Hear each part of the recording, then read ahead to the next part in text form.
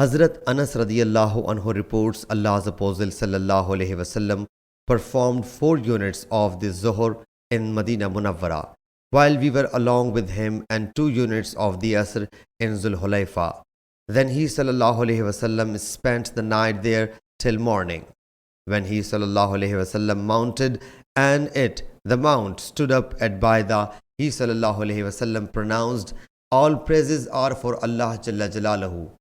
Glory be to Allah Jalla Jalaluhu, and Allah Jalla Jalaluhu is the greatest." Thereafter he pronounced Talbiyah for the Hajj and Umrah, and the people also pronounced it. When we reached, he sallallahu alaihi wasallam commanded the people to take off ihram, and the people later put on ihram on the 8th Zulhajj.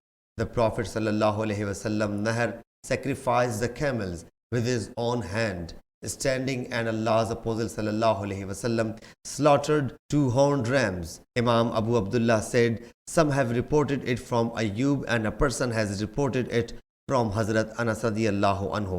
Sahih Bukhari, Hadith number 1551.